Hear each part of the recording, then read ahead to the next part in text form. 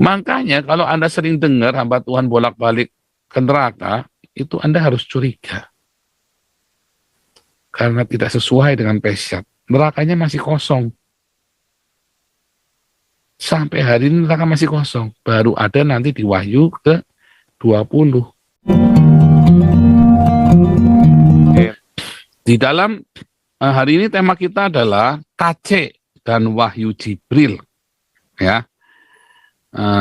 Nanti kita akan ulangi sebagian. Dulu ya, tahun kemarin saya pernah mengajar bagaimana proses wahyu itu terjadi. Ya, kita lihat tuh, bila tidak ada wahyu, menjadi liarlah rakyat. Berbahagialah orang yang berpegang pada hukum. Ya.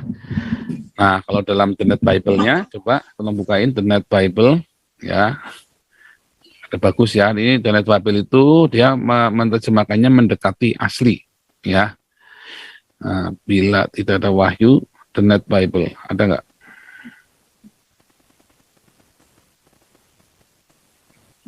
Wah, nggak ada ya. Coba kalau King James punya apa, lihat buka. Oke, saya aku aja deh. Hah? Oke, saya share dulu ya.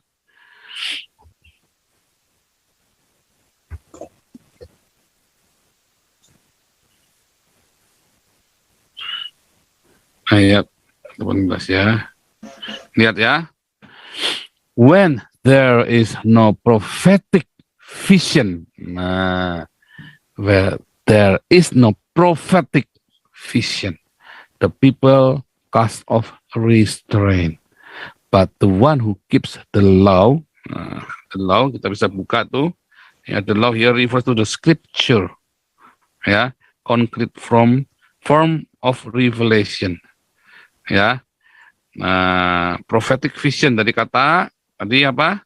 Kasah, lihat, nggak ada penglihatan. Prophetic vision, kenabian. Ya. Nah, oke. Makanya baca The Net Bible itu enak ya. Semua yang di kelas evangelis selalu saya sarankan menggunakan The Net Bible. Ya, ini adalah terjemahan yang paling bagus. Ya, karena ada keterangan-keterangannya untuk Bible study mandiri. Ya. Nah, Anda lihat, kalau nggak ada visi, rakyat itu binasa. Tetapi visi itu harus sesuai, tidak boleh bertentangan dengan yang ada di dalam Torah, yang tertulis.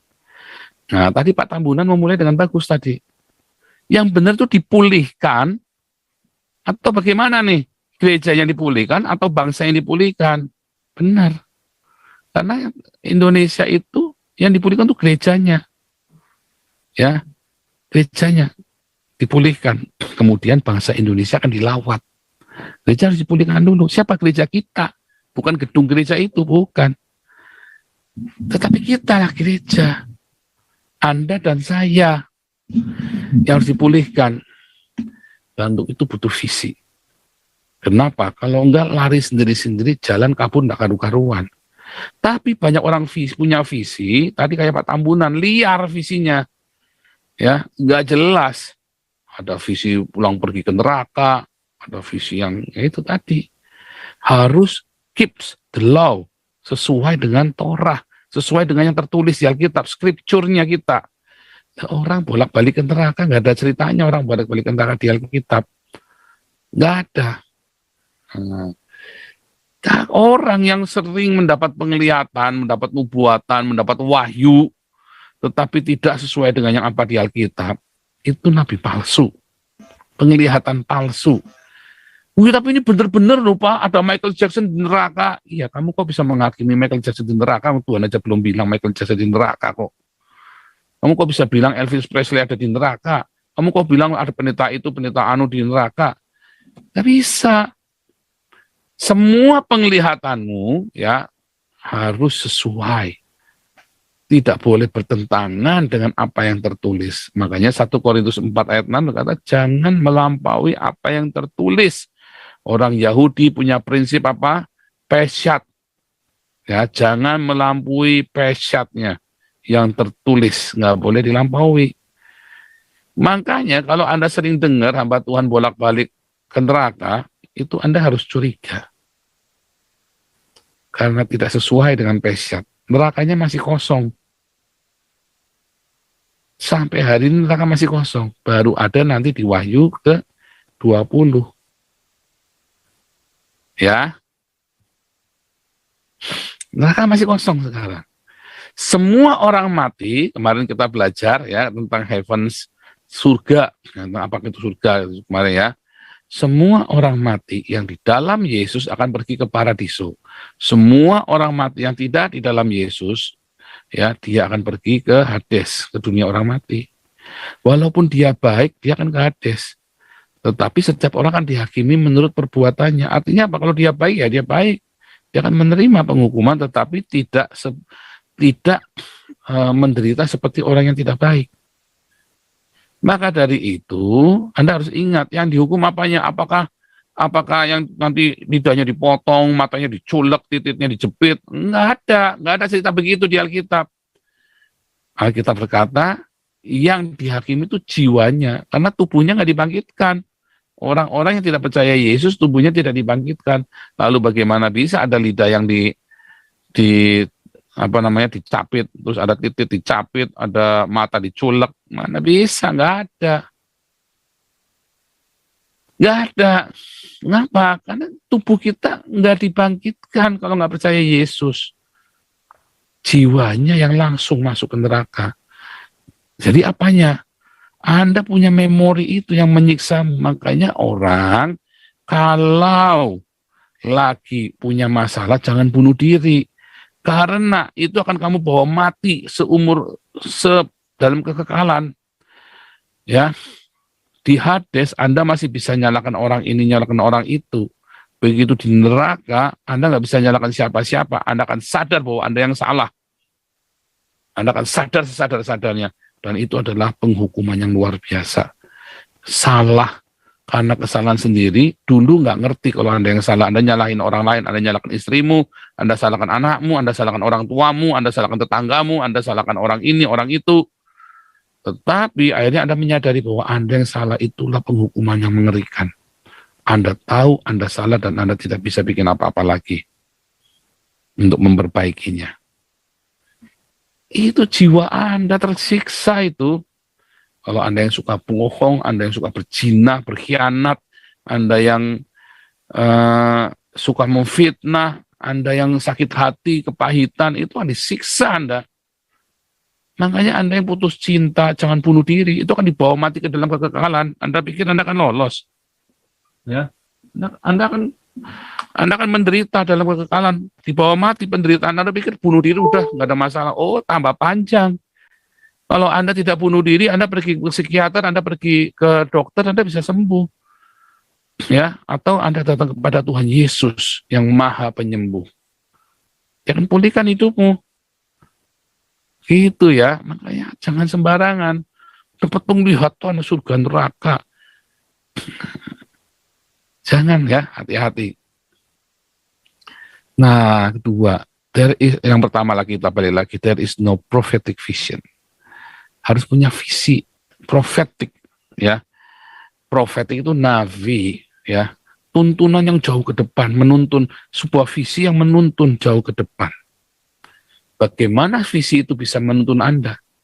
Banyak orang-orang di seluruh dunia mencoba menjadikan dirinya, mengaku dirinya adalah nabi. Di Alkitab, ya, orang Kristen dan orang Yahudi tidak ada sejarahnya nabi ngaku nabi.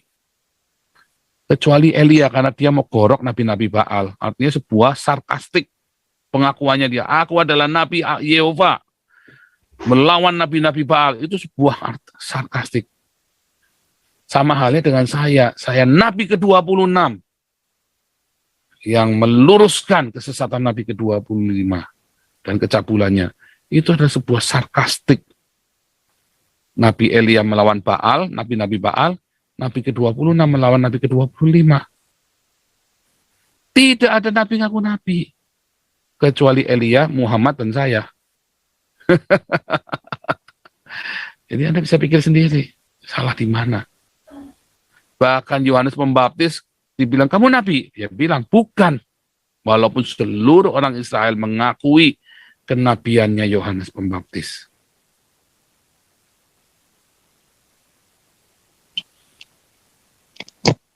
Nah, kita lihat bagaimana. Ini sudah pernah kita bahas ya, bagaimana para nabi itu berjumpa, mendapatkan wahyunya.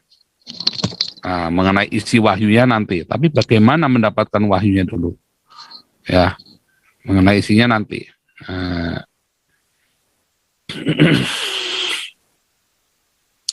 Para nabi bertemu dengan Allahnya. Adam ditiup, ya berjumpa. Suatu ketika Adam makan buah pengetahuan dan dia tahu dia telanjang, maka dia takut. Tetapi Tuhan memberikan pakaian untuk Adam, sehingga Adam bisa berhadapan muka dengan muka lagi. Ya, karena telanjang dan diberi pakaian. Ya. Henok bertemu dengan Allahnya, bergaul intim dengan Allahnya, dan diangkat ke surga hidup-hidup. Nggak mati. Dengan damai sejahtera, kan? Nuh, ya, mendapat firman, disuruh bikin bahtera, dikasih pelangi yang indah. Ya kan? Abraham diberi mimpi, diberi janji, duduk makan bersama, makan anak lembu, ya. Bahkan diajak rundingan masalah Sodom dan Gomora. Ya, Yakub dikasih mimpi melihat tangga ke surga. Bahkan ketika bergumul dengan malaikat, dia yang megangin malaikat itu supaya nggak boleh, supaya jangan pergi sebelum memberkatinya. Makanya akhirnya dipukul kakinya dan diberkati. Ya, Musa yang melihat semak belukar yang menyala dan melihat Yehova di dalam guruh dan awan kemuliaan yang dahsyat. Yosua, datang malaikat yang memberikan ketabahan. Ya. Gideon bilang, jangan takut. Manoah, bapaknya Simpson, ya kan, bilang, jangan takut. Ya. Samuel, waktu masih kecil, dipanggil dengan suara lembut, Samuel, Samuel. Berbicaralah Tuhan, hamba-Mu ini mendengar. Daud mendengar suara para nabi dan diberi tanda-tanda alam ajaib. Melihat Tuhan dalam tanda-tanda alam yang ajaib. Salomo diberi mimpi dan awan kemuliaan. Yesaya, malaikat datang dan awan kemuliaan. Yeremia, malaikat datang dalam awan kemuliaan. Ya. Yeskiel, sama. Bahkan melihat busur pelangi. Daniel, sama, mimpi dan malaikat datang. Imam Zakaria juga sama. Ya, dibuat bisu. Kenapa? Karena nggak percaya kalau istrinya udah tua bisa melahirkan. Maria dan Yusuf, ya, diberi salam sejahtera, damai. Rasul Petrus sama, ditepuk punggungnya. Jalan, keluar dari penjara. Rasul Yohanes, Yesus datang, berkata, jangan takut. Paulus menjadi buta, kenapa? Karena dia berdosa. Ya, tapi dia pun langsung disembuhkan. Lalu malaikat berkata, jangan takut. Ya, ini dia, dicekik, dipaksa baca, padahal udah jelas buta huruf, dicekek lagi. 3 kali dicekek. Ketakutan selalu terbirit-birit kalau melihat Jibril, selalu terbirit-birit sampai bersembunyi di bawah selimut dan di bawah rok istrinya.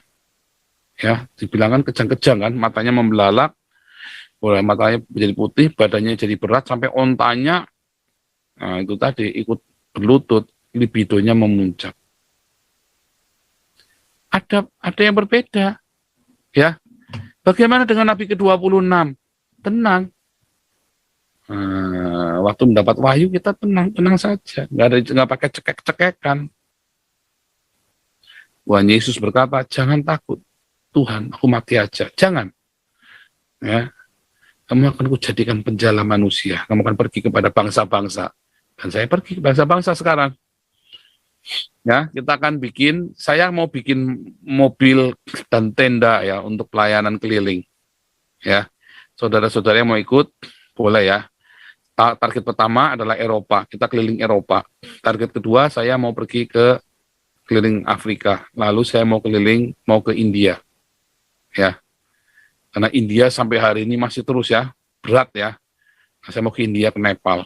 Nah, nanti kita pakai mobil bis ya. Kita mau berangkat begitu. Doakan ya. Nah, nanti ke Israel juga ya. Kalau di Israel kita juga bikin KKR kecil gitulah di pinggir jalan gitu ya. Nah, kita mau bikin juga di Israel. Per 1 Februari kita ada meeting Yayasan Damaris di Israel ya. Juga nanti bulan Mei-nya nanti kita ada meeting lagi, ada Bible Study di Israel bulan Mei ya. Jadi saudara-saudara segera daftar ya, segera kumpulin uang untuk bisa, kalau nggak salah sekitar 20 juta ya total biayanya ya, sama hotelnya kalau nggak salah. Nanti saya umumkan. Anda bisa daftar untuk Bible Study di sana, sekalian kita belajar ya, belajar Alkitab bersama N26, luar biasa itu ya. Nah bagaimana ya, ini ada ya, semua hadisnya ada ya. Kita nggak usah bahas satu-satu. Hadisnya banyak itu semua ya. Oke. Kita balik lagi ya. Mengapa sih visi ini penting? Karena visi ini akan menuntun kita, sehingga kita nggak impulsif. Ada duit, hambur-hamburin. Enggak. Kalau Anda tidak punya visi dalam hidupmu, ya, Anda punya uang pun akan habis begitu saja, Anda punya kehidupan akan terbuang sia-sia. Anda harus punya visi. Visi ini yang menuntun Anda, supaya hidup Anda teratur. Anda lihat ya, mengapa di Eropa, anak-anaknya, kekayaan atau keberhasilan orang-orang Eropa itu bisa sampai 7 turunan, sampai puluhan turunan. Di Indonesia, kalau orang tuanya berhasil, generasi kedua menghabiskan. Generasi ketiga sudah tak berbekas. Ya, bikin bangkrut. Selalu bertahan hanya 3 generasi, maksimum 4 generasi selesai. Kalau di Eropa bisa sampai puluhan generasi. Mengapa? Karena orang tua itu memberikan visi, mengimpartasikan visi mereka kepada anaknya. Visi yang sangat jauh ke depan. Sama seperti hari ini. Ya, bagaimana N26 mengimpartasikan visi pada kalian. Tadi di awal saya bilang, kita akan membuat red carpet untuk Tuhan Yesus melawat Indonesia. Kita kasih makan orang-orang ya yang miskin. Karena dengan kita memberi makan orang miskin, kita memberi makan Tuhan. Kita kasih pakaian, kita kasih yang sakit, kita besuk, kita obati dengan balai pengobatan. Yang di penjara kita besuk, kita lawat. Ya, itulah kita memberikan red carpet, jalan buat Tuhan. Ya, kita bikin rumah singgah. Ya, yang nggak punya rumah kita kasih tumpangan. Makanya kita mau garap Nias supaya di sana bisa menjadi pusat penelitian kita, keadilan. Kita teriakan supaya ketidakadilan itu jangan ada lagi di Indonesia. Gitu ya. Keadilan itu bukan karena agama, salah Anda. Keadilan itu adalah karena karakter dan sebuah visi yang mulia. Maka kan ada keadilan. Kalau nggak bisa. Ya. Nah, makanya ya, visi itu saya berikan kepada Anda, bukan dengan sebuah retorika, tapi langsung saya kasih gambarnya, ini loh gambar besarnya. Supaya Anda melihat yang saya lihat. Dan saya tidak yakin Anda bisa melihat semuanya, apa yang saya lihat. Ya, tiba-tiba kita sudah dikasih tanah 5 hektar sama 1 pulau. Tadi saya sudah ceritakan, kita dikasih tanah 5 hektar dan 1 pulau. Dan kita masih di Medan tuh, Pak Binsar, belum kita garap tuh Pak Binsar. Ya, belum kita samperin. Nah, itulah visi. Apa visimu bagi dirimu sendiri? Anda harus punya visi bagi dirimu sendiri. Kalau dalam bahasa sehari-harinya, ada orang bilang itu cita-cita. Bukan sekedar cita-cita, lebih dari cita-cita. Kamu cita-citanya mau jadi apa? Katanya tuh si Sitinya bilang, saya mau jadi dokter. Terus kalau sudah punya dokter mau jadi punya rumah sakit. Terus kalau punya rumah sakit nanti mau beli mobil yang bagus, karena uangnya banyak.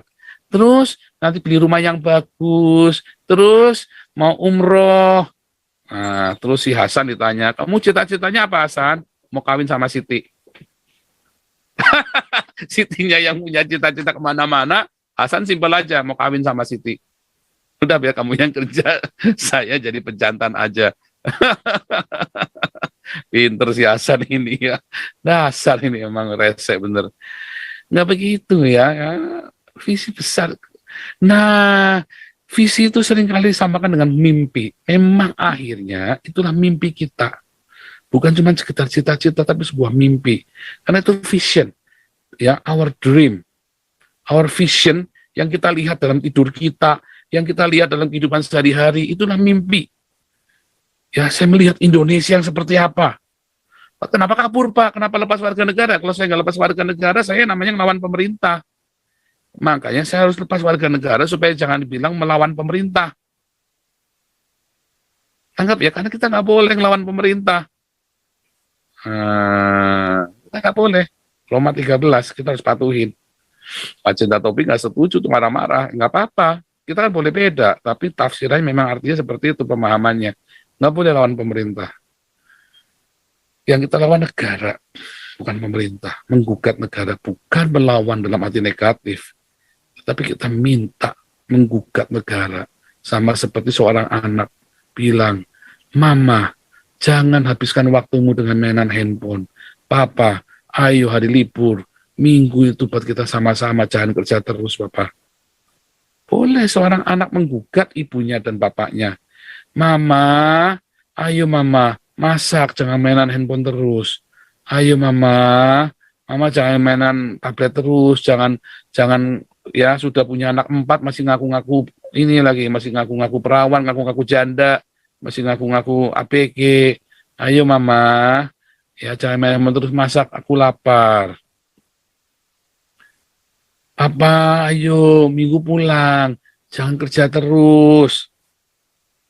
Nah, kita sama, kita menggugat negara seperti seorang anak datang sama orang tuanya.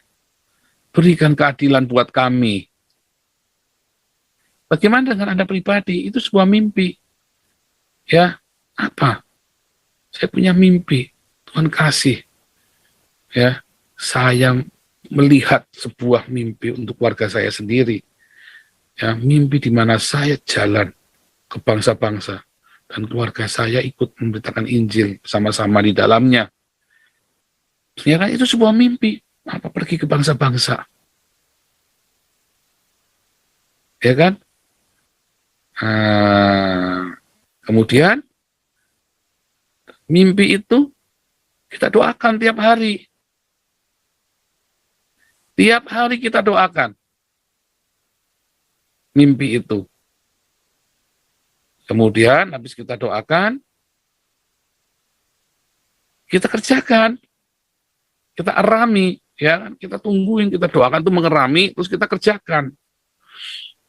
Saya akan pergi ke bangsa-bangsa, maka saya harus bisa bahasa Inggris. Setidaknya Anda bisa, biar belepotan, pokoknya kudu bisa ngomong.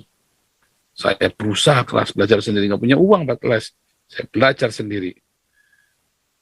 Tiba-tiba Tuhan kasih tahu kamu pergi mulai dari Eropa. Saya dulu sebenarnya ke Vietnam ya, tapi kami takut dulu.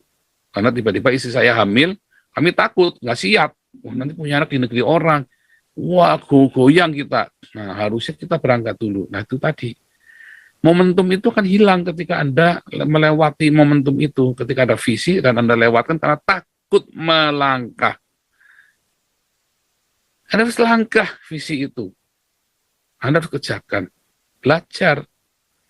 Makanya waktu kita bilang berangkat mau ke Jerman, kami belajar. Ya, kita les langsung, walaupun nggak selesai lesnya ya baru berapa bulan, tapi setidaknya masuk sini kita ngelihat tulisan, kita sudah ngerti cara bacanya. Gitu masuk Jerman kita belajar lagi, ya kan? Terus anak-anak saya dipindah ke Belanda. Sekarang anak saya bisa bahasa Jerman, bahasa Belanda, bahasa Inggris, dan anak perempuan saya bisa bahasa Prancis juga. Nah, apa dikerjakan visi itu?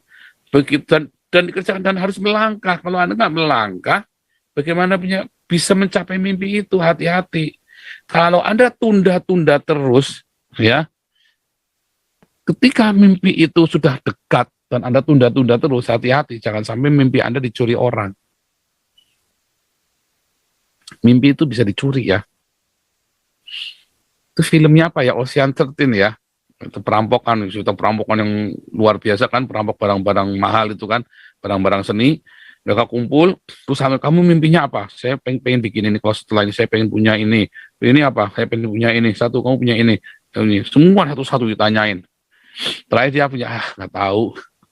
Nggak taunya apa? Dia hianati teman-temannya. Semua mimpinya orang-orang ini dicuri buat dia sendiri. Dia beli mobil yang bagus, dia punya sound system yang bagus, dia punya motor yang bagus, dia punya rumah yang bagus. Semua adalah mimpinya orang-orang teman-temannya dia. Dia curi mimpinya itu buat jadikan dia sendiri. Hati-hati, mimpi itu bisa dicuri. Dan Anda kehilangan mimpi itu, Anda disabotase. Dengan apa? Dengan Anda tidak fokus. Kok nggak fokus namanya? Kayak lawyernya KC nggak fokus. Ya, begitu N26 teriak, wah dia bingung. Dia sendiri nggak fokus kerja. Bawa KC ke dokter. Karena memang mungkin juga nggak ada niatan. Banyak orang-orang nggak fokus ya dengan pekerjaannya dia. Saya juga sempat begitu. Sampai Tuhan bentuk saya dan saya kembali fokus dengan mimpi dan visi yang dari Tuhan. Bagaimana membedakannya dari Tuhan apa enggak dari Tuhan? Sekarang bagaimana membedakannya? Anda bukan dari Tuhan pun Anda bisa capai itu mimpi. Tapi bagaimana mimpi itu supaya bisa dari Tuhan? But the one who keeps the law, blessed is he. Anda harus memelihara firman Tuhan. Hidupmu penuhi dengan logos firman Tuhan. Logos itu Anda arami dengan mengasihi, mengampuni, memberkati. Makanya tadi, itulah sebabnya saya tidak merespon orang-orang yang memfitnah saya.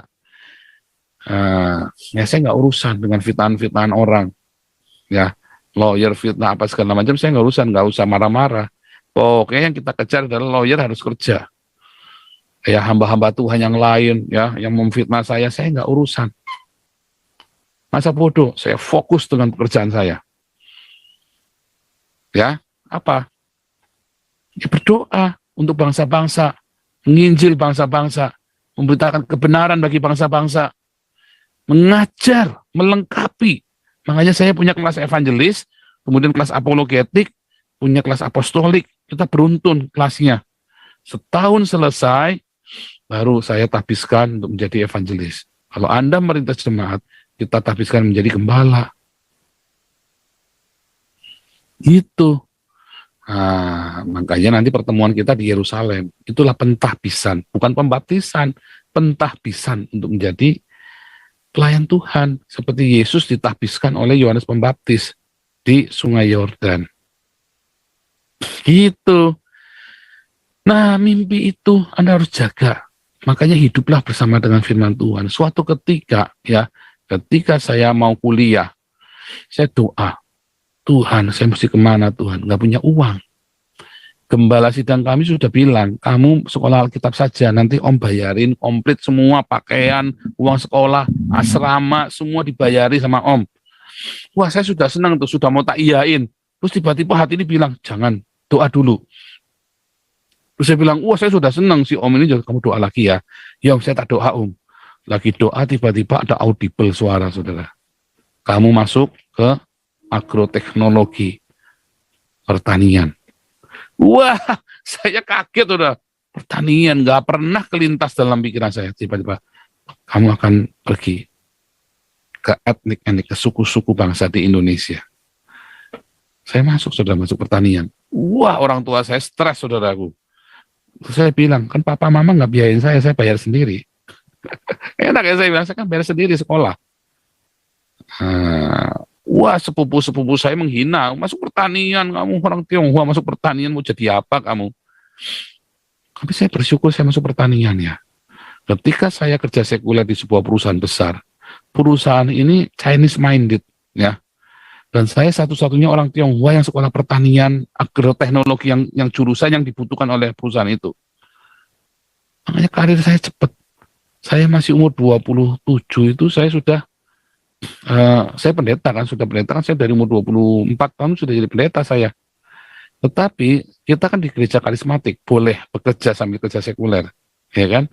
Dalam pekerjaan pelayanan saya, sambil saya membiayai, saya misi ya di di Sumatera itu, saya merintis jemaat, menginjil, dan saya jadi eh, kepala cabang termuda di perusahaan itu. Gara-gara saya masuk pertanian dan saya masuk perkebunan, ya, masuk perkebunan saya.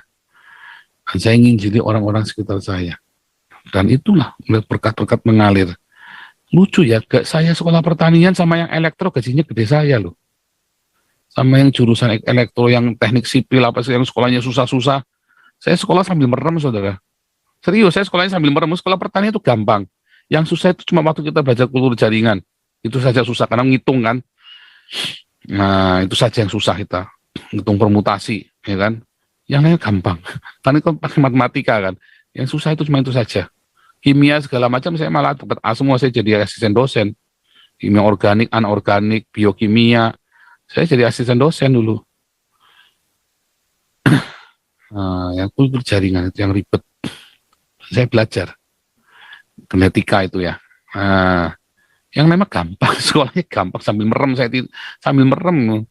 Ambil pacaran segala, ambil kerja. Dulu kan saya biaya sendiri kan, kerja, pacaran, organisasi, saya aktif ya di senat segala macam.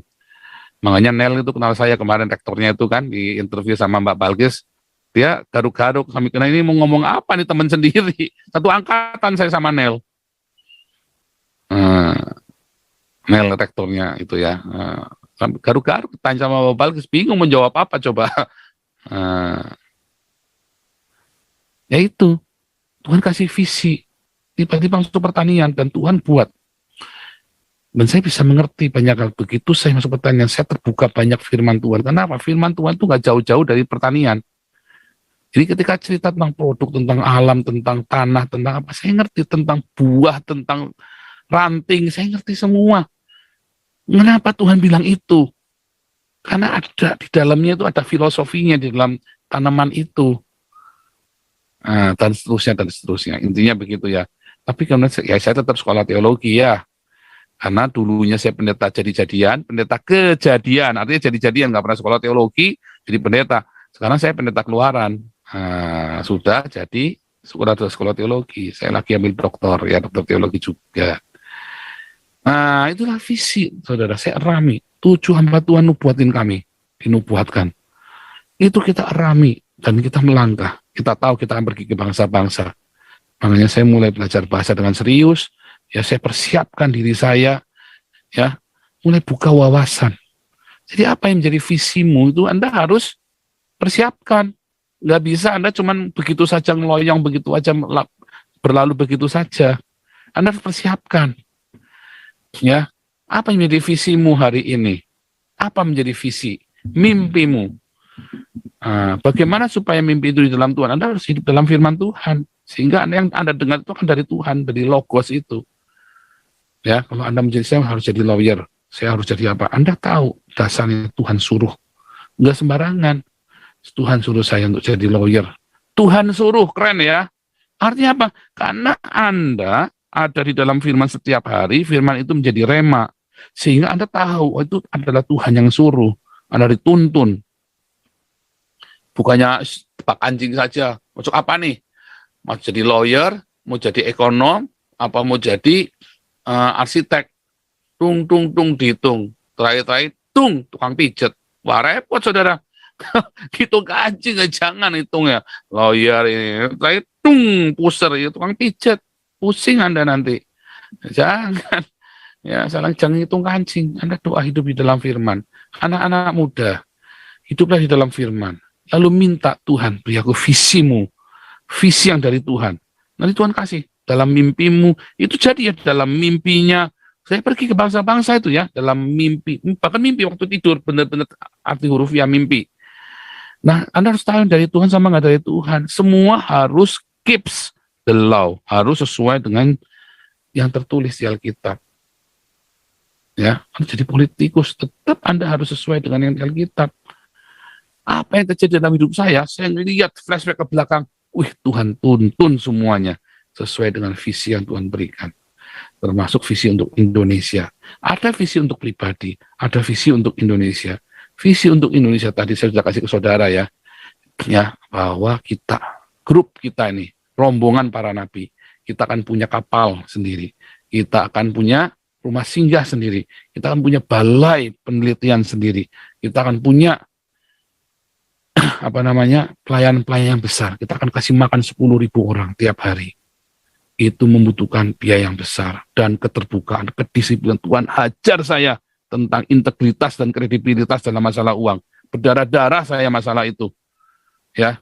Dan hari ini saya dengan percaya diri karena ada Tuhan yang sudah mengajar saya ya tentang masalah keuangan ini. Hanya saya buka. Kalau nggak buka jangan, kita stop. Bukan saya nggak percaya atau nggak percaya, enggak. Ini masalahnya adalah udah aturannya kita di sini begitu. Bukan masalah percaya nggak percaya. Ya, kita akan bikin semua itu untuk membangun Indonesia. Saya nggak bisa bikin begini kalau saya di Indonesia. Nggak bisa. Selesai sudah. Kasih makan tai itu saya kalau di Indonesia begini. Tuhan kirim saya lihat dalam penglihatan saya, saya terbang ya. Saya lagi jalan dikejar-kejar, tiba-tiba saya terbang. Bisa terbang, orang nanya, kok bisa terbang? Bisa terbang, saya terbang. Terbang begitu, jalan terbang begitu ya. Dan saya terbang, dan saya melihat hutan-hutan di Eropa itu ya, indahnya minta, saya pikir itu rapture, katanya bukan. Itulah Eropa. Saya melihat orang-orang di bawah itu menyambut saya, yaitu teman-teman saya di Eropa yang mendukung saya hari ini. Mereka senang saya datang gitu ya. Itu hutannya persis tempat saya tinggal pertama kali di Eropa. Di resort itu saya tinggal di situ. Persis seperti itu ya. Saya ngelihat yang punya resort ini welcome sekali, ramah sekali sama saya. Frank ini ya. Luar biasa sekali. Kalau saya di Indonesia mana bisa kita kumpulin duit sampai miliaran begini. Ya. Bulan ini kita 3 miliar loh. Selesai bulan Oktober ini kita 3 miliar loh sudah loh kumpulin duit. Anda bayangin 6 bulan. Berarti nanti ya setahun kita sudah kumpulin 6 miliar. Paling sedikit, bahkan kita kan tambah banyak nih sekarang kita nih, ya. Makanya saudara, ayo tabur. Teman-teman, penatua di yayasan, mereka kelola. Kita sudah hire konsultan pajak juga, ya kita akan hire akunting juga, yang profesional semuanya, supaya kita bisa bertanggung jawab kepada Anda dan kepada Tuhan Yesus. Itulah visi. Kenapa Pak KC? Nah, karena KC adalah simbol perlawanan rakyat kecil. Jangan ada lagi KC-KC yang lain. Jadikan KC ini adalah trigger yang terakhir untuk pergerakan kita. Makanya mata saya terus di KC terus. Saya nggak mau lepas. Ya. Dan Tuhan bilang jangan tinggalkan. Pak Hatim apa tinggalkan, belagu, keluarganya juga belagu. Ya, lawyernya juga macam setan, hamba-hamba Tuhan yang ngurusin juga nggak ngerti. Kalau pengen mah dilepas, ngapain kita urusin? Tapi Tuhan bilang jangan lepaskan. Dan memang saya nggak terbiasa. Tinggalin teman itu saya nggak terbiasa. Nah, kebetulan kita ada orang-orang yang sepakat dengan saya di belakang layar, tim siluman ini yang sepakat dengan kami. Baik orang Islamnya sendiri, maupun orang-orang Kristen maupun non-Kristen yang lain, banyak yang sepakat dengan kami. Ternyata terharu saya ya. Ini saya dihubungin terus sampai karena saya belum kasih kronologinya. Ini saya janji mau kasih kronologinya.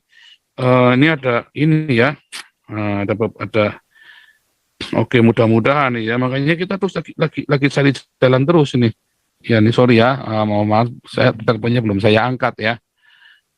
Itulah sebabnya kita nggak kita nggak mau lepaskan KC. KC ini adalah simbol perlawanan rakyat jelata kepada negara, bukan kepada pemerintah, kepada negara. Karena negara selama 70 tahun lebih tidak berbuat keadilan, tidak memberikan keadilan, tidak memberikan perlindungan kepada rakyatnya sendiri. Tidak ada harimau sama serigala makan anaknya, tapi ibu pertiwi makan anaknya. Itu sudah saya ucapkan berkali-kali. Apa yang menjadi visimu? Apa yang menjadi visimu? Apa yang kau lihat? What do you see? Apa yang kamu lihat tentang hidupmu sendiri? Doakan, tanya, Tuhan beri aku visimu Tuhan. Dari visi itu nanti kamu punya misi yang kamu harus jalankan. Dan melangkah dengan iman. Makanya supaya kamu punya iman, kamu harus hidup dalam logos. Logos itu supaya jadi iman harus jadi rema dulu. Bagaimana supaya logos jadi rema? Kamu harus mengasihi, mengampuni, memberkati. Jangan orang ngerasani kamu jelek-jelekan, kamu kejang-kejang. Langsung sumpah serapah keluar semua. Jangan. Belajarlah dari saya. Sama seperti saya belajar dari Kristus. Makanya saya tunjukkan, lihat ini drama Korea nih, sinetron yang Anda lihat. Belajar. Makanya tadi bolak-balik, kok bergesekan? Nggak ada yang gesekan. Apakah para YouTuber bergesekan? Enggak. Kita semua bersatu dengan KC. Ya, lihat yang bikin gesekan siapa? Itu kan perkataannya Rudi Yohanes sama orang-orang Islam. Wah. Tapi kan mereka nggak bisa ngadu domba kita. Hari ini bahkan Kanuru butuh, kemarin waktu YouTube-nya benar-benar mau mati pun kita bilang, kalau sampai benar-benar mati, kita urunan buat kamu. Coba bayangin. Itu kan bersatu namanya, mana gesekannya di mana? Ya kan? Nah, saya izinkan semua untuk upload YouTube saya, buat kalian cari uang. Boleh. Syaratnya foto saya kudu ganteng. Kalau nggak ganteng, saya strike. Gitu. Benar nggak? Apakah saya bermusuhan dengan Saifuddin Ibrahim dan Yosua Tauhid? Tidak, saya tidak bermusuhan, saya dukung mereka. Lawyernya saya kejar, karena mereka ditipu oleh lawyernya ini, dan mereka nggak ngerti. Apakah Saifuddin orang baik? Sampai hari ini menurut saya dia orang baik. Tetapi dia sudah ngata-ngatain nggak baik tentang saya. Bodoh amat. Itu urusan dia dengan Tuhan, bukan urusan saya. Jadi berantemnya di mana? Salingnya di mana? Nggak ada. Yang ada saya mengasihi. Saya mengasihi Saifuddin Ibrahim, saya mengasihi Yosua Tauhid. Ya, gitu. Jadi salingnya di mana? Ya orang Islam yang bikin narasi-narasi saling, dan Anda ke framing sama orang Islam. Anda di framing sama Rudi Yohanes. Apakah kita ribut soal uang? Nggak ada. Kita nggak ribut soal uang. Nggak ada kita ribut. Orang saya percaya sama Saifuddin, kalau ribut pasti saya akan suruh orang gugat dia, tuntut. Bisa nggak? Bisa, kami bisa tuntut. Jangan bilang nggak bisa. Semua ada buktinya kok, kesepakatan itu ada semua kok. Ya kan? Anda donatur bisa nuntut. Tapi kan kita nggak mau. Karena apa? Karena kita percaya. Jadi ributnya di mana? Nggak ada. Lalu siapa yang ribut? Ya Rudi Yohanes sama orang Islam itu. Anda harus ingat, hati-hati di framing ya, kalau Anda lagi ribut sama orang. Suruh kamu minta maaf. Oh jangan. Ya, kemarin Jenderal Ikim suruh saya kumpul, ayo kumpul kita rekonsiliasi. Kenapa rekonsiliasi? Kita nggak ada masalah. Jangan bikin jadi masalah loh. Justru kamu bikin begitu berarti kamu membuat jadi masalah. Sebenarnya kan kita nggak ada masalah. Justru karena, ayo damai dong dengan Saifuddin. Emang kita damai kok. Nah kalau dianya nggak mau, ya kan urusan dia, bukan urusan saya. Justru kalau kita sengaja, ini kenapa rusuh, ini kenapa ribut? Berarti ada ribut. Berarti kamu yang bikin ribut sebetulnya. Gitu ya. Suami istri lagi bertengkar. Lalu bilang, ayo bertengkar. Kenapa istrimu ngomong yang jelek? Ya biarin saja. Saya sayang sama istri saya kok. Ya tapi kenapa istri kamu komplain begini? Ya biarin saja, namanya orang lagi komplain, kenapa lagi curhat. Apakah ada masalah? Ya nggak ada. Ya biarkan saja. Kecuali saya gebuk-gebukan, dia gebuk, saya gebuk, dia gebuk, saya gebuk. Itu namanya ada masalah. Karena ada saling gebuk. Sekarang ada saling nggak? Ya nggak ada. Anda di framing sama Rudi Yohanes, sama orang Islam. Sama Yusuf Manubulu, nggak ada, kita baik-baik saja. Malah Yusuf Manubulu jadikan saksi, saya bilang ngawur. Yusuf Manubulu jadi saksi, kasihan lah. Wah, kemarin saya langsung bilang, lawyer goblok, kan saya bilang begitu kan. Nggak boleh, ada nggak saya belain. Orang-orang mau jelek-jelek Yusuf Manubulu, saya marahin. Nggak boleh kamu. busuk-busuk Yusuf Manupulu, kamu nggak terima, kamu ngomong sama dia, jelek-jelekin sembarangan kamu. Kita semua punya masa lalu yang nggak baik. Kalau kamu nggak pengen dibegitu, nanti kamu akan tua berkali lipat loh. Hati loh. Ya, Yusuf Manupulu itu merintis jemaat dengan setia. Ketika dia diberkati Tuhan, Anda jangan iri. Kalau Anda nggak suka, Anda langsung datengin ngomong. Itu ya. Nah, kayak saya dengan Saifuddin langsung saya tanyain, ini apa? Tapi nggak dijawab, ya itu bukan urusan saya. Yang penting saya sudah mencoba mengklarifikasi, nggak ada ya sudah. Begitu, itulah cara Tuhan. Ya kita hari ini belajar dua hal ya, bagaimana menyelesaikan ya kalau ada kesalahpahaman. Nah, ya udah kita diam, tunggu, nanti Tuhan akan selesaikan. Anda tahu nggak ketika saya sama mertua saya ribut besar, saya sampai dipenjara oleh mertua saya. Ya, kita diam kita. Wah, mertua saya sudah kemana-mana tidak baik tentang saya. Kami diam. Karena itu orang tua kami, bukan karena satu kami nggak berdaya, dua memang kita diam, kita memilih diam. Akhirnya apa? Kami dipulihkan. Waktu dipulihkan indah, karena tidak ada suara yang jelek dari kami tentang tentang ayah orang tua kami.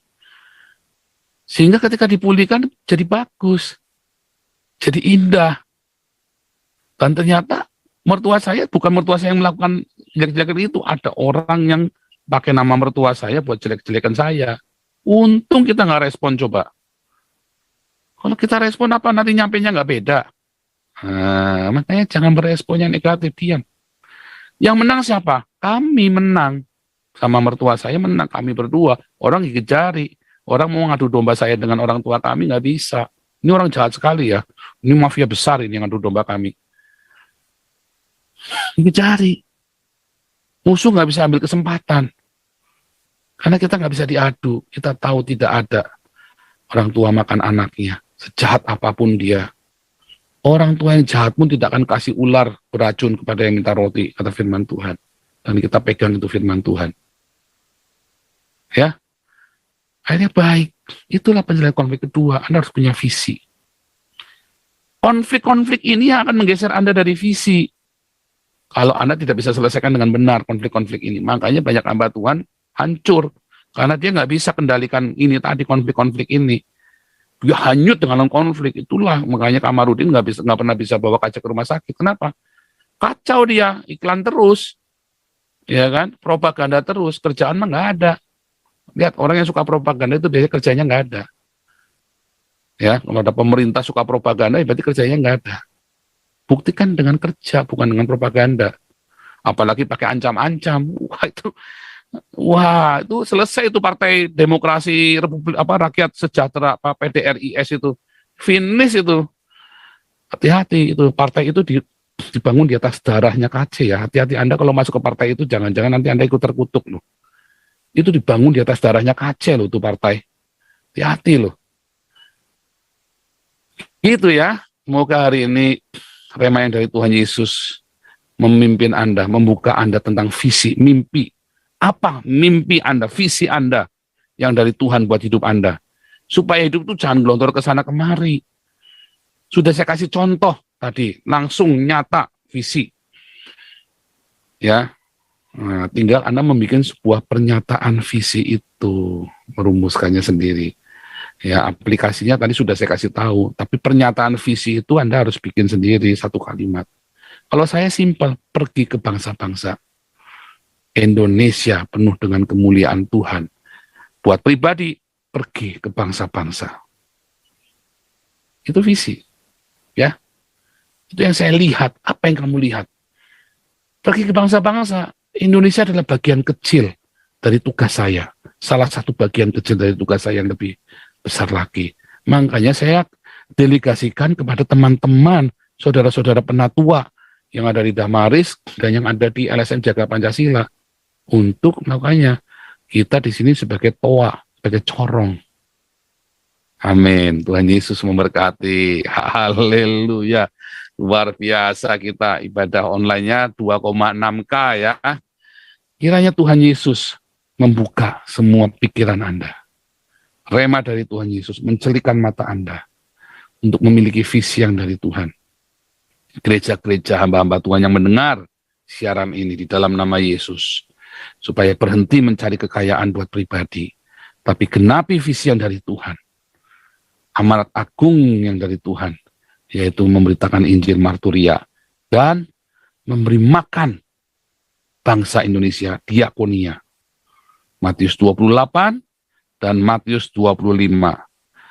Ya, haditsnya Anda silakan cek Rudi Layar Teologi. Silakan di-subscribe dan dicek hadits Nabi. Ya, Rudi Layar Teologi. Silakan Anda cek. God bless you all. Haleluya.